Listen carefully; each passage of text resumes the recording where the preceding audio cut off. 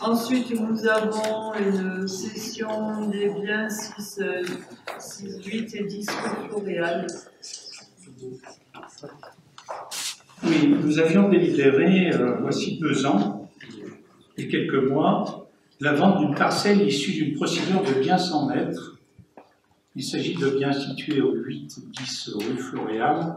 Or, un héritier lointain s'est fait connaître et la vente globale n'a pu s'établir. Du coup, c'est une nouvelle délibération que nous proposons. En effet, donc cette parcelle qui est maintenant, où il y a maintenant un propriétaire, donc, sera achetée par le promoteur lui-même, et donc ce n'est plus la ville qui le vendra. Donc il s'agit donc d'enlever cette parcelle de la délibération.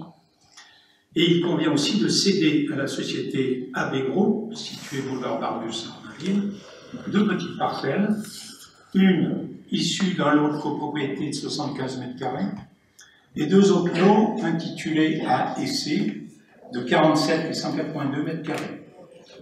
Avec l'acquisition des lots privés, ce programme constituera 31 logements en accession à la propriété, 3 logements sociaux destinés à Seine-Saint-Denis Habitat pour la constitution de l'offre de Pédérine, et un local commercial de 200 mètres carrés qui accueillera des médecins de Floréal. Le prix fixé est conforme à l'estimation des services fiscaux à 290 000 €. Voilà l'objet de cette délibération. Oui, monsieur.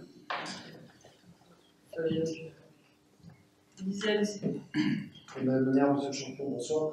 Vous procédez régulièrement à la mise en vente de terrains communaux.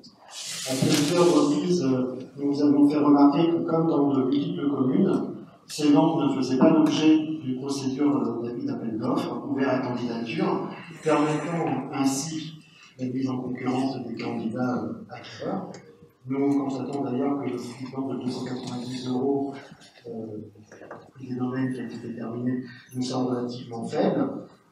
Nous sommes bien conscients que de toute manière les communes ne sont pas soumises à des obligations de publicité particulières dans le cadre de ces sessions, mais nous aimerions quand même connaître votre position à ce sujet. En effet, nous aurions aimé, comme le font d'autres communes, l'organisation d'une consultation régie par un cahier des charges, consultable pendant une certaine durée sur le site internet de la ville, qui précise à la fois la désignation du bien et l'organisation de la procédure de consultation. L'appel ouvert à candidature serait par ailleurs publié dans le bulletin municipal, pourquoi pas doublé d'ailleurs par une publication dans un journal local, et enfin un affichage bien entendu sur le terrain à Londres. En finalité, une commission ad hoc composée d'élus du conseil municipal et de notaires se chargerait alors d'étudier ces appels d'offres, ces offres des candidats acquéreurs, au regard du cahier des charges. Voilà, Madame le maire, comment beaucoup de communes gèrent la vente de leurs terrains communaux afin d'en tirer le meilleur des revenus pour les finances communales, et comment nous souhaiterions que cela se passe à mon avis. Ce processus me semble transparent et sérieux. Concernant cette délibération, nous sommes également surpris par le choix de l'acquéreur du terrain de Floréal. En effet, très régulièrement, le promoteur AB Group se porte candidat à l'achat des biens mis en vente par la commune et en obtient l'acquisition. Étant donné qu'il n'y a pas d'appel d'offres, que ces terrains ne sont pas vendus au mieux disant et au prix des domaines, comment expliquez-vous que ce soit régulièrement ce même promoteur qui se porte acquéreur et qui soit choisi au final? Peut-être que notre analyse est erronée, hein. En tout cas, dans ce cas-là, nous, de notre côté, nous souhaiterions avoir et connaître, par exemple, sur les 24 derniers mois, la répartition des ventes des biens communaux continuée par le promoteur. Enfin, dans ce projet de Floréal, nous avons bien compris qu'il s'agissait d'un partenariat avec le promoteur, puisqu'un des objectifs est d'acquérir, on espère dans des conditions avantageuses, 3 logements sociaux. À ce sujet, est-ce que vous avez déjà une idée du prix de cette cession? Dernière petite précision qu'on a dit sur le dossier. Sur le descriptif, on parle de 1590 mètres carrés de plancher à construire, et le tableau qui est en dessous parle de 1000 mètres carrés de droit à construire.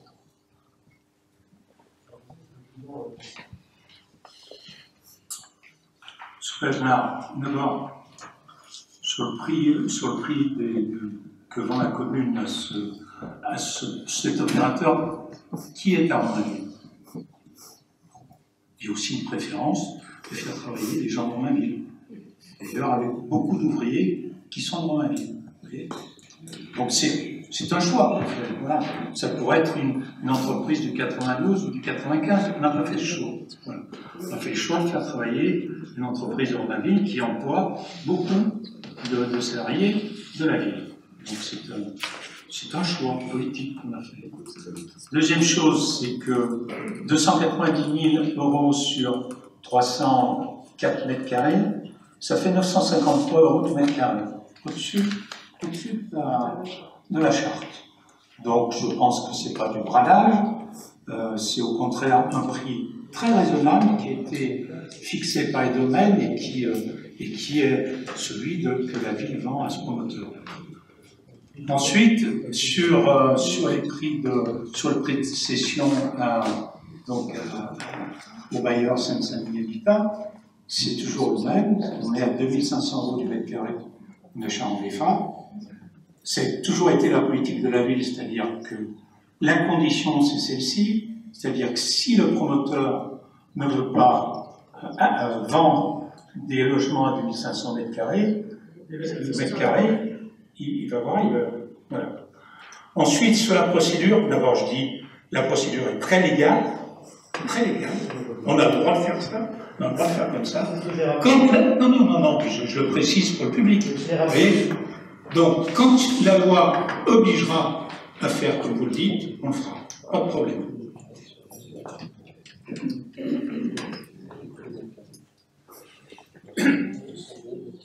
Sophia Dauvergne.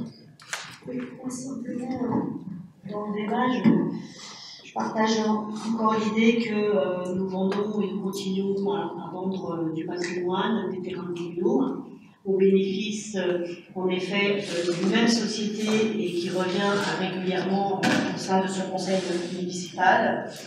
On n'a pas en compte ni ses compétences ni les qualités pour en effet avoir été sélectionnée, et non pas celle qu'elle réside à Romainville. Je trouve que c'est quand même un petit peu juste. Moi, ma question est que ces ventes du patrimoine, ils sont en direction, encore une fois, pour densifier, dans le cadre de la densification de notre ville, chose qui revient, et comme on le sait aujourd'hui, la population demande aussi que ça s'arrête, qu'on se calme un petit peu de ce côté-là. On voit que là, on continue, et je voulais avoir une précision dans le cadre de ces terrains. Est-ce qu'il s'agit bien des terrains où aujourd'hui il y a un terrain de basket? Et si c'est le cas, que devient ce terrain de basket dans le périmètre donc, de la cité Marcel Cachin pour les jeunes du quartier? Non, il ne s'agit pas de la substitution du terrain de proximité pour construire les bâtiments. Pas du tout. C'est autour du terrain de proximité. Je rajoute que vous n'avez pas parlé, mais j'en parle parce que je fais toute la transparence. Ce sera du R+5, donc sur la rue Floréal, et du R+2, donc côté Cachin, côté du terrain de proximité. Voilà. Quant à la densification, je rappelle quand même que 34 logements, c'est quand même pas évident. Et je rappelle nos obligations en la matière. C'est de construire au moins 100 à 120 logements par an pour ne serait-ce que conserver la même population. Oui, je vais revenir sur ce que vous avez dit, parce que vous dites que ça fait travailler les salariés de la ville, aujourd'hui, comme ça. Les gens de la ville. Moi, j'ai été, quand il y a eu l'immeuble qui s'est construit à la place du marronnier, le fameux marronnier qui a été détruit, arraché, contre lequel les riverains s'étaient battus contre. J'ai été discuter avec les ouvriers du chantier par la suite et consulter le dossier au service de la mairie. Il se trouve que le cabinet d'architecte déjà était basé à Lisbonne et que les ouvriers, en parlant avec eux, c'était des travailleurs détachés qui venaient du Portugal. Voilà, donc après, c'est clair que à Bénin, j'ai travaillé des. C'est pas le même. Enfin, je vais vous le dire, ils nous l'ont dit, donc voilà. J'ai une amie qui parlait très bien le portugais avec qui elle a pu faire la traduction, et voilà, c'est très clair. Ça concernait les trois quarts des travailleurs. Dire que ça fait travailler des Romains lillois, c'est pas vrai.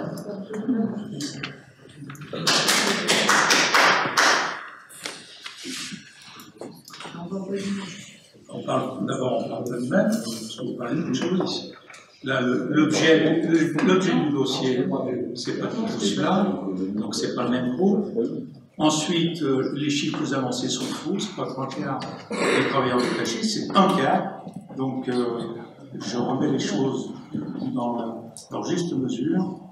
Il y a beaucoup de travailleurs de la ville et des environs, parce que nous ne sommes pas non plus chauvins au point d'exiger qu'il n'y ait que des gens de la ville qui travaillent, qui sont donc dans ce groupe et qui font de la construction.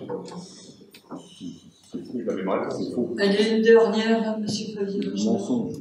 C'est pour répondre à M. Champion. M. Champion, ne me faites pas de mauvais procès, de pessimiste, d'effectivité. Je n'ai absolument à aucun moment dit que vous faisiez quelque chose d'illégal. Non, mais vous avez que le public l'entend, donc je redis juste ma petite phrase quand même pour que le public aussi l'entende. Et puis, nous sommes bien conscients que les communes ne sont pas soumises à des obligations de publicité particulières. Il y a eu beaucoup d'accusations, ce n'était pas la peine de le préciser. Par contre, je reviens quand même sur le prix, parce que je n'ai pas bien compris ce que vous aviez dit. Dans le dossier, vous notez 286 € de carré. Là, je ne comprends pas votre histoire de 900. Alors, on vend bien 300 mètres carrés, mais avec un droit à 1500, un droit à construire de 1590 mètres carrés. Ce que je vous ai dit, c'est qu'on vend les terrains, 290 000 € pour 304 mètres carrés. Faites le compte. Il y a quand même 1500 mètres carrés à construire. Donc, le prix de la charte du foncier, dans le centre, on considère que c'est sur le centre, est de 660 € maximum. Là, on vend bien plus que 660 €. Donc, on ne brade pas le terrain du patrimoine. Oui, pas sur les 300 mètres carrés, le calcul n'est pas bon. Vous vendez 300 mètres carrés, mais vous donnez 1500 à construire. Donc, attendez, le prix c'est sur les 1500 mètres carrés, pas sur les 300. Nous, on vend 300 mètres, on ne vend pas 1500. Vous donnez un promoteur et par de négociation. Vente de permis avec. La charte, elle est faite comme ça. Eh bien, elle est mauvaise. Évidemment, ça m'aurait étonné que ce soit bien. Déjà, vous faites des ventes de gré à gré, donc on n'est pas au mieux disant. Moi, je dis simplement, et on le dit depuis des années, c'est pour ça qu'on est contre à chaque fois, c'est mauvais pour les finances de la commune. Vous ne vendez pas au mieux disant. Je vais redire, M. Bajnard. C'est pas la ville qui est demandeuse pour vendre ses terrains. Comprenez bien qu'il y a des gens, il y a des courtiers qui sillonnent la ville tout le temps. Il y a plein de terrains qui peuvent être vendus. Il y a des blocages. Je vous l'ai dit, on a fait 17 blocages sur le centre-ville. Il y a 660 logements qui sont bloqués. Voilà. On a mis ça en attente et peut-être définitivement en attente. Donc, si AB Group a d'abord acheté des terrains privés, je ne vais pas le dire non, parce que je n'ai pas envie de le dire, il est sur vos plans, vous l'avez dans le dossier. Vous savez très bien ce que AB Group a acheté comme bien. Et c'est les terrains qui sont autour qui font qu'il peut construire un peu plus, mais 34 logements. Voilà. C'est pas la ville qui est demandeuse pour vendre. C'est l'opportunité, mais parce qu'il y a du privé qui vend. Voilà. Bien, on passe au vote. Qui est contre? 5, 3, 8. Qui est pour? Donc, 27.